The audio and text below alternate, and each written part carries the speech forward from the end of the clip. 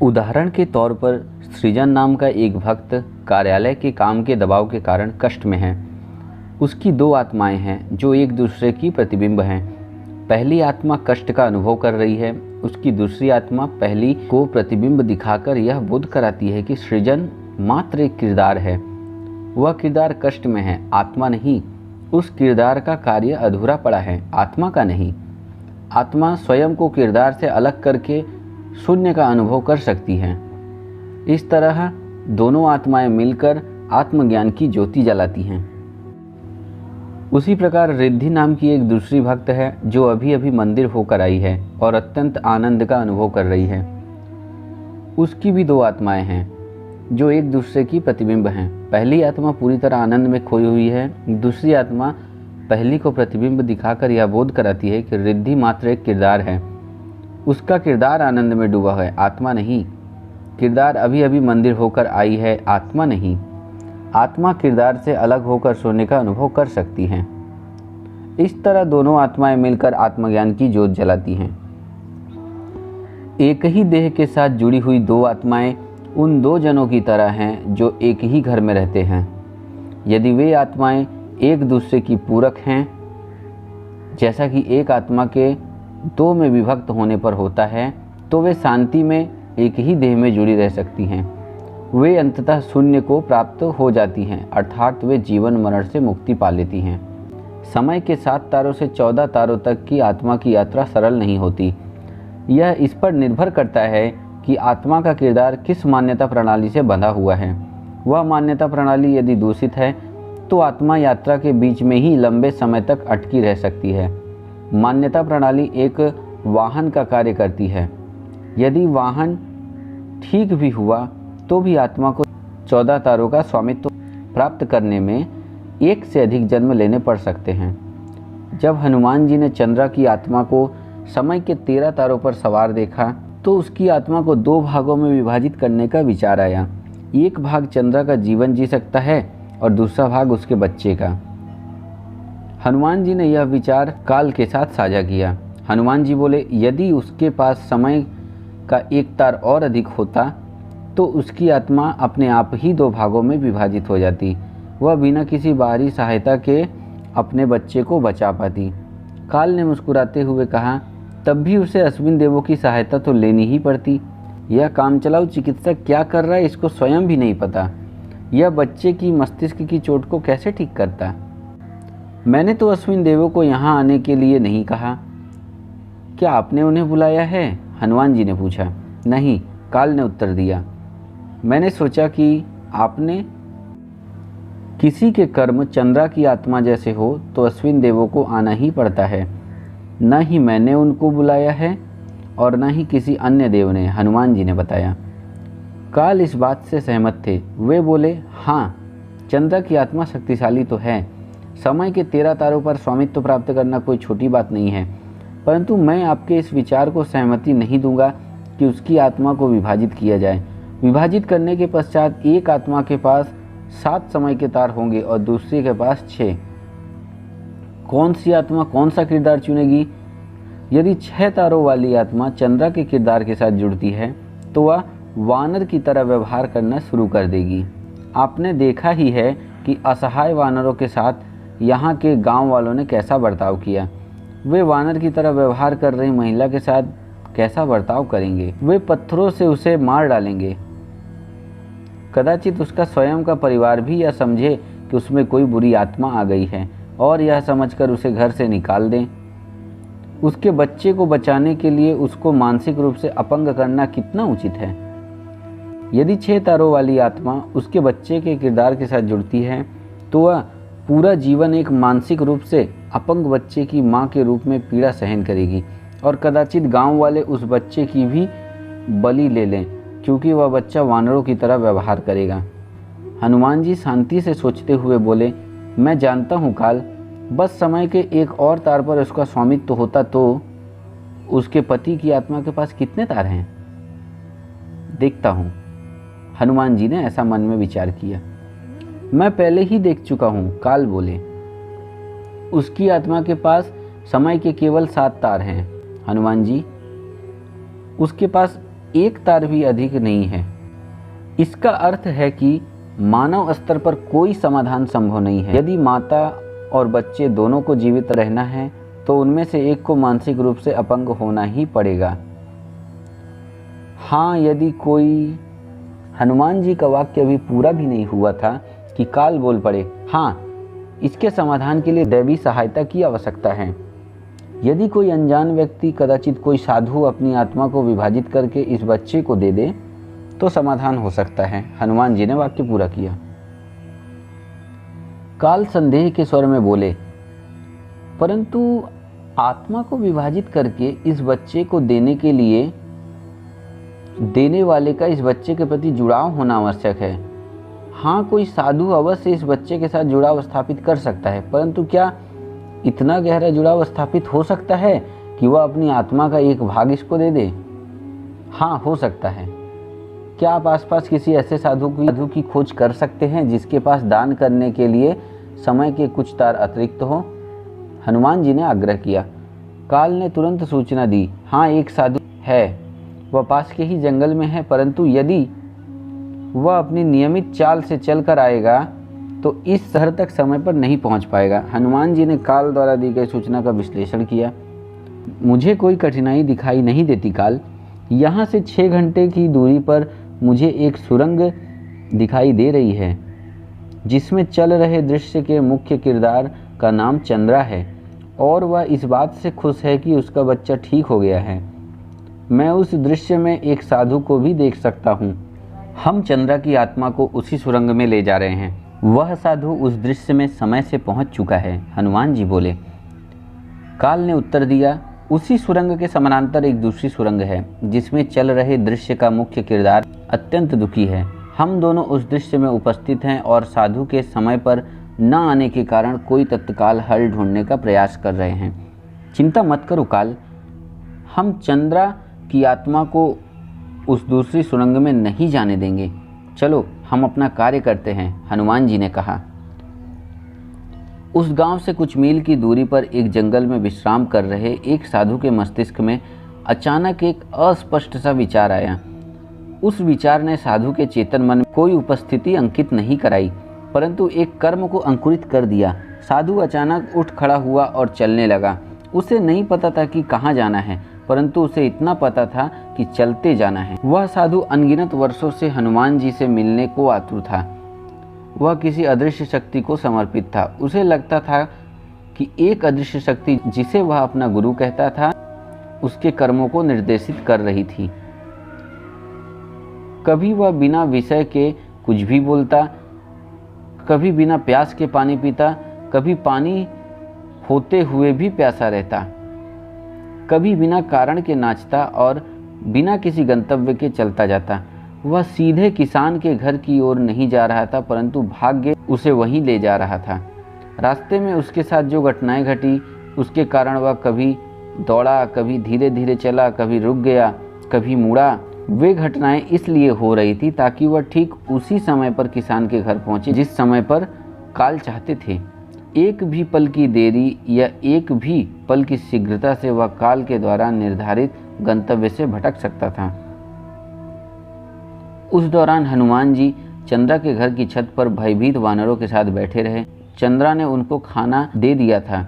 वे अब केवल विश्राम और शांति चाहते थे। सूर्यास्त तक उनकी धीमी ध्वनियाँ प्रसारित होती रही, परंतु उनको किसी मानव ने नहीं सुना। मानव मस्तिष्क उस आवृत्ति की ध्वनि नहीं सुन सकता, परंतु देवी देवताओं ने वे ध्वनियाँ आनंद पूर्वक सुनी, क्योंकि वह कोई साधारण वार्तालाप नहीं अपितु चेतना के निम्नतम स्तर अर्थात वानरों और उच्चतम स्तर अर्थात हनुमान जी के बीच का वार्तालाप था।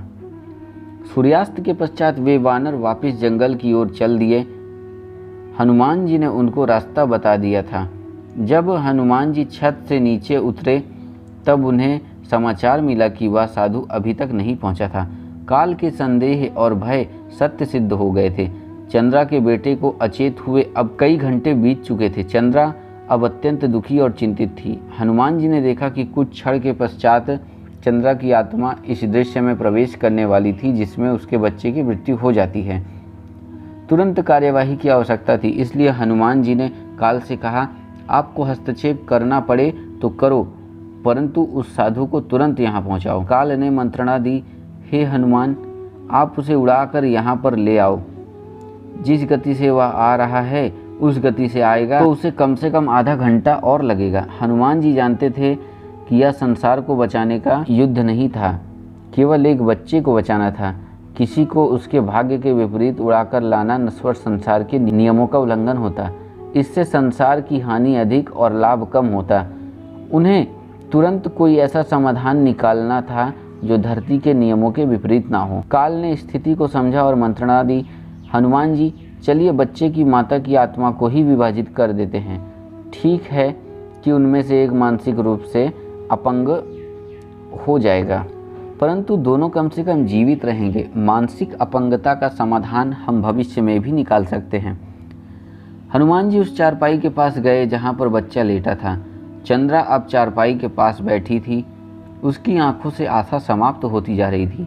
चंद्रा की ओर देखते हुए हनुमान जी बोले, साधारण स्थिति में 13 तारों वाली आत्मा को विभाजित करना कठिन होता, परंतु अब जबकि चंद्रा अपना जीवन देखकर भी अपने बच्चे को बचाना चाहेगी, यह कार्य सरल हो जाएगा। परंतु अब जबकि चंद्रा अपना जीवन देकर भी अपने बच्चे को बचाना चाहेगी, तो यह कार्य सरल हो गया है। मुझे तो सरल होता दिखाई नहीं दे रहा। काल सभी संभावनाओं का विश्लेषण करने के पश्चात बोले, अपनी जान देकर अपने बच्चे की जान बचाने की उसकी इच्छा तीव्र नहीं है। उसकी आत्मा के ऊपर लदी हुई इच्छा की प्रकाश पोटलियों को देखिए। उसकी स्वयं की जान बचाने की इच्छा वाली पोटली अधिक तीव्रता से प्रकाशित है। स्वयं को न्यौछावर करके अपने बच्चे को बचाने की इच्छा वाली पोटली कम प्रकाशित है। यह क्या दर्शाता है? यही कि वह अपना जीवन अपने बच्चे के जीवन से अधिक मूल्यवान मानती है। छोटे से विचारशील अंतराल के पश्चात हनुमान जी बोले, ऐसा आसक्ति के कारण हो रहा है काल। वह अपने बच्चे को अपनी जान से भी अधिक चाहती है, परंतु आसक्ति जो हर संभावना के भीतर मिलकर उसको दूषित कर देती है, उससे यह दोषपूर्ण कार्य करवा रही है। आसक्ति के कारण वह अपने बच्चे के साथ वह करने जा रही है जो कदाचित शत्रु भी नहीं करते। काल बोले, ओलावृष्टि में फंसा रथ। बिल्कुल सही।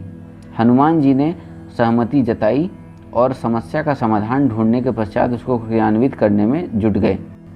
काल उस कथा की ओर संकेत कर रहे थे जो देवी देवताओं के बीच बहुत प्रचलित है। एक सारथी का रथ कहीं फंस जाता है, मौसम खराब होता है, ओलावृष्टि होने वाली होती है। वह स्वयं को तो बचा सकता है क्योंकि रथ के ऊपर एक ठोस छतरी बनी होती है, परंतु वह घोड़े को कैसे बचाए जिसे वह अपनी जान से भी अधिक चाहता था। सौभाग्य से वह थोड़ी दूरी पर एक आश्रम स्थल देखता है और रथ के पहिए को निकालने का अपना प्रयास दुगना कर देता है। उसके मस्तिष्क में केवल यह विचार बिजली की तरह कौंध रहा होता है कि वह कैसे उस पहिए को निकाले और शीघ्र से शीघ्र आश्रय स्थल में पहुंचे। ओलावृष्टि शुरू हो जाती है, परंतु वह अपने रथ के पहिए को हिला भी नहीं पाता है। अंततः वह हताश होकर बैठ जाता है और देवों को कोसने लगता है। भय, निराशा, क्रोध, अपेक्षा आदि भावनाएं आसक्ति के विष के साथ मिलकर उसको जकड़ लेती है। सुरक्षित अपने रथ की छतरी के नीचे बैठे हुए और आंसू से भरी आंखों से वह अपने घोड़े को तीरों से भी भयानक ओलावृष्टि में घायल होते हुए देखता है। जब घोड़ा पूरी तरह मर जाता है तब उसकी भावनाएं और आसक्ति हवा में उड़ती है और तब उसकी आंख खुलती है कि वह अपने प्रिय घोड़े को रथ से अलग करके पास स्थित शरण स्थल में ले जाकर बचा सकता था। आसक्ति के कारण ऐसा ही होता है। आसक्ति आपको आपकी नश्वर पहचान, आपके मत, आपके विचारों से कसकर बांध देती है। आप जो कुछ भी हैं, जो कुछ भी आपके पास है, उससे आपको सुरक्षित अनुभव करना चाहिए, परंतु आसक्ति के कारण आप असुरक्षित और भयभीत अनुभव करते हैं। आप हर चीज़ पर अंकुश लगाना चाहते हैं जो आप अपनी मानते हैं। कोई चीज़ आपकी अपनी है तो उसके ऊपर अंकुश लगाने की क्या आवश्यकता है। आसक्ति आपको इतना अंधा बना देती है कि आप अपने घोड़े की मृत्यु का कारण स्वयं बन जाते हैं और स्वयं ही दुखी होते हैं। प्रेम मनुष्य को स्वतंत्र करता है, परंतु आसक्ति से दूषित प्रेम बिल्कुल उल्टा करता है। चंद्रा का उसके बच्चे के प्रति प्रेम अथाह था, परंतु वह प्रेम आसक्ति से दूषित था। उसके देवता के प्रति क्रोध, देवताओं से अपेक्षाएं, परिस्थितियों के कारण निराशा, अपने बच्चे की मृत्यु का भय आदि सभी भावनाएं आसक्ति से दूषित होकर उसे अपने किरदार अर्थात चंद्रा के साथ कसकर बांध रही थी। मैं चंद्रा हूँ और इस देवता में विश्वास रखती हूँ। मेरा बच्चा मृत्यु से जूझ रहा है। मेरा अपने देवता के प्रति विश्वास अटूट है। मुझे पता है कि सब कुछ सही हो जाएगा और मैं कुछ ही समय में अपने बच्चे के साथ रात्रि भोजन करूंगी। इस तरह की भावनाएं चंद्रा के मन में जो चल रही है, ये आसक्ति से दूषित भावनाएं हैं जो उसे अपने बच्चे के प्रति प्रेम को उजागर नहीं करने दे रही है। यदि उसके सभी विचार जिसमें मैं, मेरा, मुझे आदि जुड़े हैं कि गठरी बांध दी जाए, तो उस गठरी को चंद्रा की पहचान कहेंगे। आसक्ति के कारण वह इस गठरी को छाती से लगाए बैठी थी। देवगढ़ उसकी सहायता के लिए वहाँ पर उपस्थित थे, परंतु वे कोई सहायता तभी कर सकते थे जब वह अपनी गठरी को एक ओर रखती। साधारण समस्या के समाधान के लिए इस गठरी में थोड़ा बहुत परिवर्तन ही आवश्यक होता है, परंतु चंद्रा की समस्या इतनी गहरी थी कि उसे अपनी गठरी का आधा भाग त्यागना था। उसे इस बात की चिंता करने की आवश्यकता नहीं थी कि वह गठरी का आधा सामान कहाँ उड़ेलती। उसे केवल गठरी को ढीला करने की आवश्यकता थी। शेष कार्य करने के लिए देवता वहाँ उपस्थित थे। यदि वह अपनी गठरी को ढीला छोड़ देती तो उसके विचार कुछ ऐसे होते। मैं चंद्रा हूँ। क्या सच में मैं चंद्रा हूँ? मैं इस देवता में विश्वास रखती हूँ, परंतु क्यों? मेरा बच्चा मृत्यु से जूझ रहा है, यह वास्तविकता है या एक बुरा सपना? मेरा अपने देवता के प्रति अटूट विश्वास है। किसी के प्रति विश्वास न होने से बेहतर कैसे है? ये दोनों मानवीय भावनाएं ही तो हैं। मेरा देवता यह क्यों चाहेगा कि मैं इसमें से एक भावना को धारण करूं? मुझे पता है कि सब कुछ सही हो जाएगा और मैं कुछ ही समय में अपने बच्चे के साथ रात्रि भोजन करूंगी। मेरे लिए सही क्या है और मिथ्या क्या है, यह कौन निर्धारित करेगा? सही और मिथ्या की धारणाएं मेरे छोटे से मस्तिष्क में किसने बिठा रखी है? इस तरह की भावनाएं उसके मन में आएंगी। अपनी ही पहचान को आत्मजागृति के प्रकाश में यह तो सत्य की खोज करने वाला देख सकता है जो परम सत्य के एकदम समीप पहुंच चुका है, या तो वह भक्त देख सकता है जो समय की 14 तारों पर स्वामित्व प्राप्त कर चुका होता है। चंद्रा इन दोनों में से कोई भी नहीं थी। उसके पास समय के केवल 13 तारों का स्वामित्व था। केवल एक चीज थी जो उसकी आसक्ति को तोड़कर उसकी पहचान की गठरी से पकड़ ढीली कर सकती थी। किसी परिजन की मृत्यु या फिर कोई अन्य त्रासदी। उसकी आत्मा का विभाजन तभी संभव था जब उसके बच्चे की मृत्यु हो जाती और कुछ क्षण के लिए उसे सब कुछ अनजान लगने लगता। विचित्र द्वंद्व की स्थिति थी। उसके बच्चे को मृत्यु से बचाने के लिए उसकी आत्मा का विभाजन आवश्यक था और उसकी आत्मा के विभाजन के लिए उसके बच्चे की मृत्यु आवश्यक थी। ऐसी स्थितियां मानव जीवन में प्रायः तब आती हैं जब देवगण सहायता के लिए तैयार होते हैं, परंतु मानव आत्माएं आसक्ति की गठरी से अपनी पकड़ ढीली नहीं कर पाती हैं।